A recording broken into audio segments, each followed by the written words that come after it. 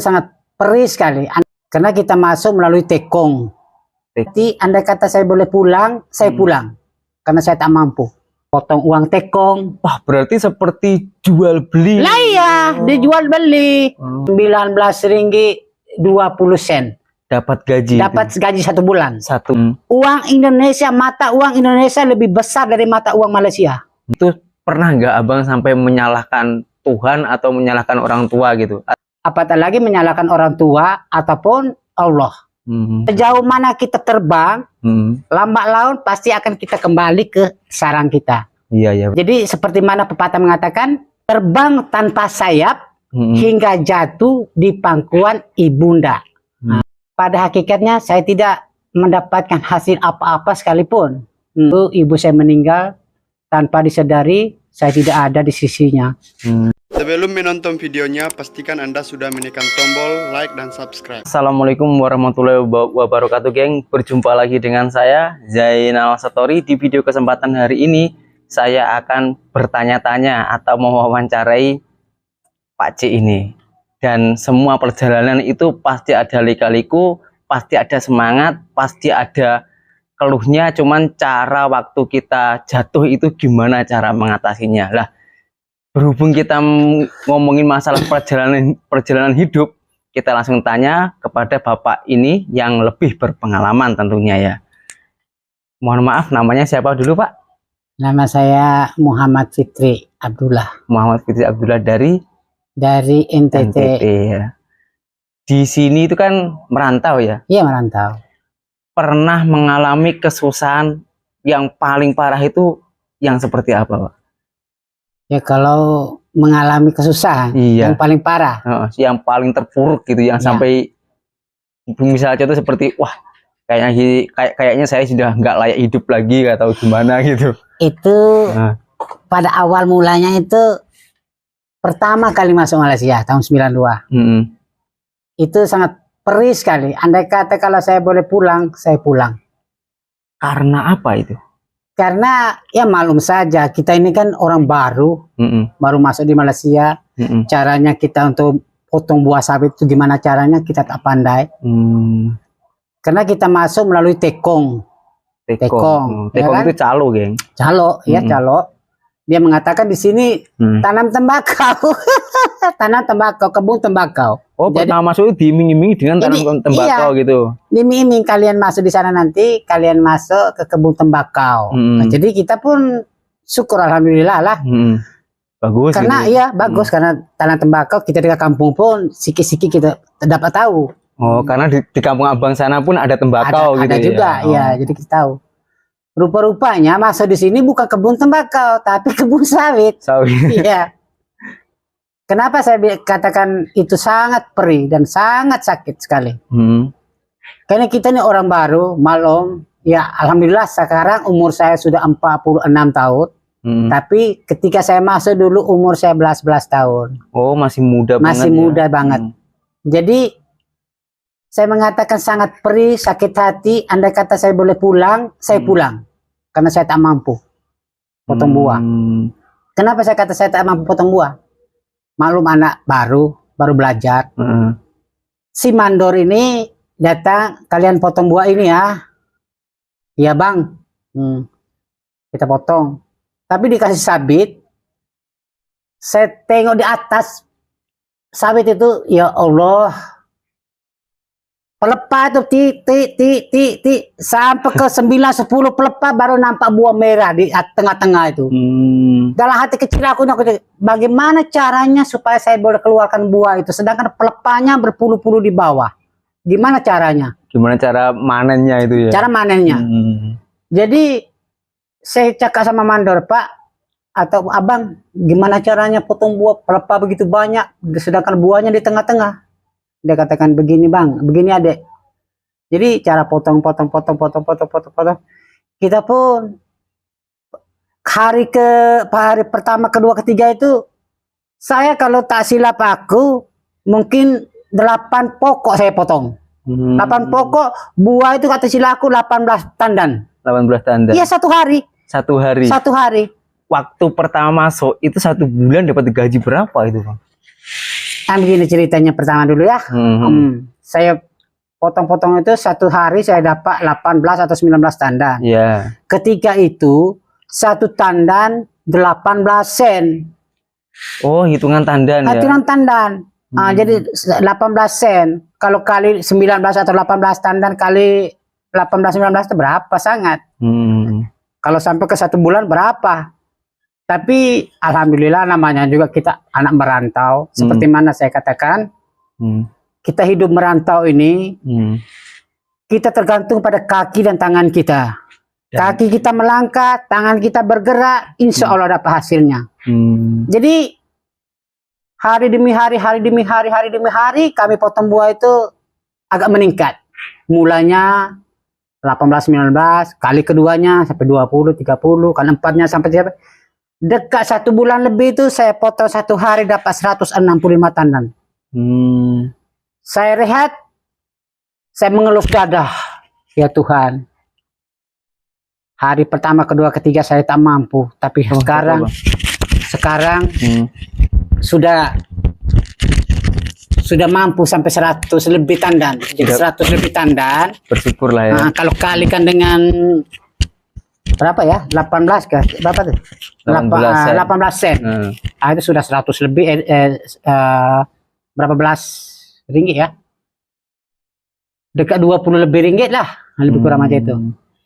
Jadi bulan pertama kami gaji itu, malum lah, kita kan order barang makan. Jadi kita sudah makan mesti mau bayar.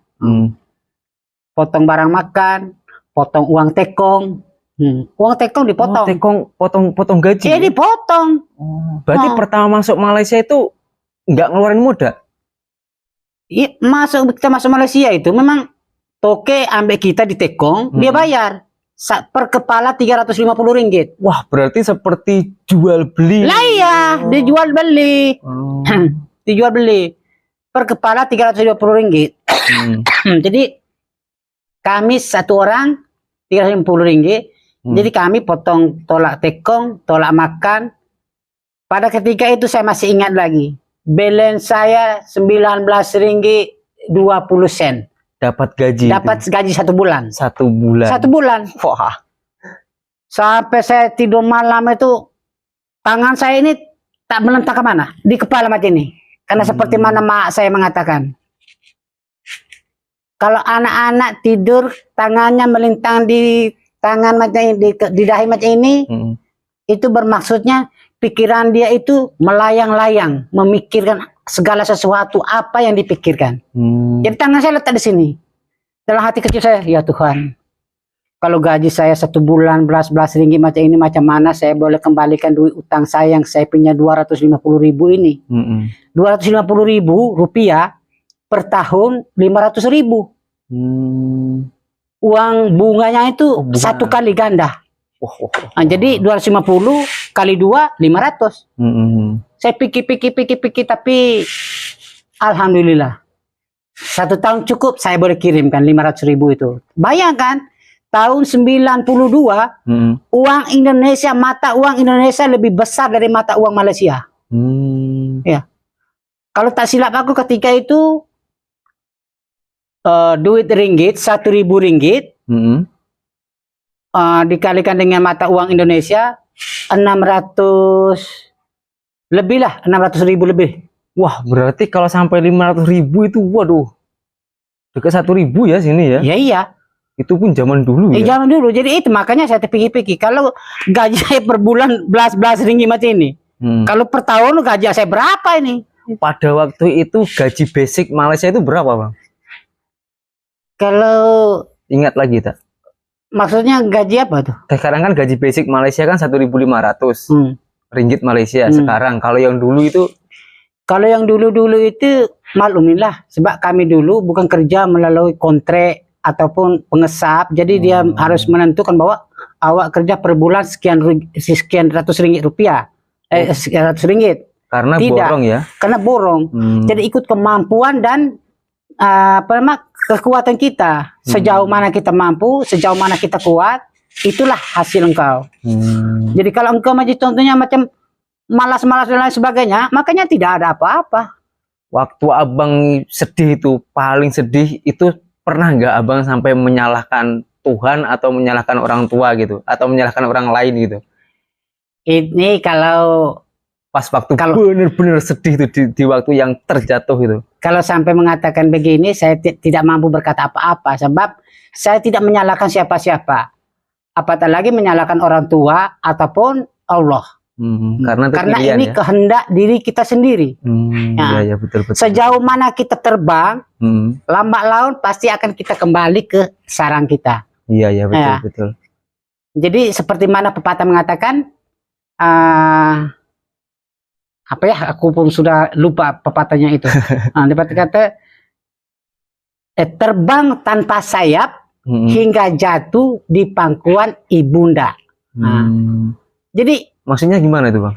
Jadi macam kita terbang tanpa sayap tadi, contohnya macam kita terbang tapi terombang-ambing, tapi oleh karena iman kita masih kuat, kita akan terbang hingga jatuh ke pangkuan ibunda kita sendiri. Maksudnya kembali ke tanah air kita sendiri. Oh, iya. Jadi saya tidak menyalahkan orang tua ataupun menyalahkan takdir, ya, karena ini mengikuti hati naluri kita sendiri, ya. Kalau kita bisa, insya Allah kita akan mampu. Seperti mana orang kata, kenapa dia sana boleh, saya tak boleh. Kalau dia boleh, saya pasti boleh. Makanya kita kuat. Tapi itulah, seperti mana saya katakan, saya merantau sudah berpuluh-puluh tahun, tapi pada hakikatnya saya tidak mendapatkan hasil apa-apa sekalipun. Tak ada hasil apa-apa. Yang berupa benda. Ya, berupa benda macam duit ataupun harta benda, saya tidak punya apa-apa sekarang. Ya, karena mungkin salah faktor yang pertama mungkin kesalahan diriku sendiri. Tapi kan tanpa abang sadari mungkin abang bisa membahagiakan orang tua atau orang lain yang lebih membutuhkan, membantu, itu seperti contoh. Saya seperti ini, saya bilang. Gimana? Mungkin saya mengatakan kesalahan terletak pada diriku sendiri. Kenapa? Karena saya merantau sudah begitu sekian lama tahun, tapi tak akan pulang kepada ibu saya. Selepas itu ibu saya meninggal tanpa disadari, saya tidak ada di sisinya. Karena seperti mana saya terdengar Haji Roma Irama mengatakan, ridho Allah tergantung ridho kedua orang tuanya. Ya, betul. Jadi kalau saya bekerja 10 tahun, 20 tahun, 30 tahun, bahkan selamanya bertahun-tahun, tapi tidak ada dapat hasil-hasil apa-apa, itu karena belum diridhoi oleh orang tua saya. Dulu pertama abang masuk mari itu ada izin kah atau tak ada? Saya terus terang, saya jalan pertama kali itu saya minta izin restu dari ibu bapak saya. Contohnya pertama, bapak saya sudah meninggal, ya, jadi tinggal ibu saya. Saya minta izin sangat sama ibu saya. Saya mengatakan, Mak, walaupun saya kecil, tapi saya juga orang laki-laki. Saya mau merantau seperti anak-anak lain, yang nanti balik di sini bisa bawa apa-apa untuk merubah nasib. Iya, merubah nasib. Jadi saya mohon izin sama mama izinkan saya pergi. Ketika itu, ya Allah, saya mengatakan macam ini pun terpikir-pikir, kadang-kadang air mata saya mau jatuh. Ya, namanya juga orang tua, perempuan. Dia tak tega meninggalkan anak bungsu. Saya ini anak bungsu, tahu, anak terakhir. Kami 8 bersaudara. Sayalah anak yang terakhir. Dia bilang, ya tak apa, kamu merantaulah. Tapi ingat dengan Mak. Mak ini semakin lama semakin tua. Bukan, contohnya kalau macam pakaian, ini pakaian engkau. Jadi engkau pergi jauh manapun, engkau lipat, simpan baik-baik. Bila engkau udah pulang, engkau angkat dan pakai semula. Tapi kita ini manusia. Kita ini ibarat barang hidup, barang mentah. Ya kan? Jadi hidup dan mati seseorang itu tergantung kepada Allah Ta'ala, kepada Tuhan. Kalau dia mengatakan barang ini saya ambil, ini hak saya ambil. Sekarang kita berbicara, bercakap seperti ini pun kita tidak sadar. Mungkin sebentar lagi Allah memanggil, kita tidak tahu, karena hak dia. Iya, karena Hak itu ditentukan oleh dia. semua pun ini pun semua hanya titipan. Hanya ya. titipan. Harta benda dan juga manusia adalah harta titipan daripada Allah. Itu saja. Kalau di sisi baliknya, yang paling bahagia atau merasa bangga di Malaysia itu apa, Bang? Hal apa yang pernah Abang lakukan? Ya seperti contoh bisa membahagiakan orang tua atau membahagiakan keluarga, saudara atau gimana?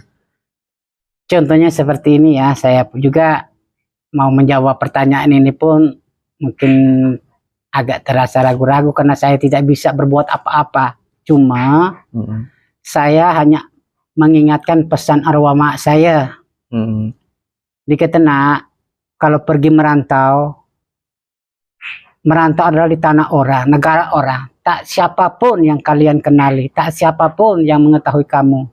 Jadi berbuatlah sebaik-baik mungkin agar semua orang itu senantiasa menyayangi dan melindungi kalian. Jangan sesekali buat kaca atau buat curi dan lain sebagainya. Kalau berbuat hal seperti itu, ibaratnya kalian itu menempa maut. Ya, menempa maut. Karena sudah tahu itu hak orang, kenapa diambil, kenapa dicuri tanpa izin. Nah, jadi saya itu kembali kepada pesan arwah mak saya itu, berbuatlah sebaik-baik mungkin, dan di dalam perantauan itu bersahabatlah, bersaudaralah kepada siapapun dia, apapun bentuknya. Yang penting kita adalah manusia. Berarti intinya selagi kita masih bisa berbuat baik, kita pasti akan dibantu sama orang nggak tahu itu siapa. Gitu. Iya. Contohnya saya selalu mengatakan, kalau kita berbuat baik pada sesama, insya Allah akan mengembalikan kebaikan itu pada kita. Tapi bukan bermakna kita menolong orang ini dan kita mengharapkan imbalan atau bantuan daripada orang tersebut yang kita tolong. Tidak. Mungkin tidak bisa sama dari sekali. 2 atau 3 orang yang lain ya.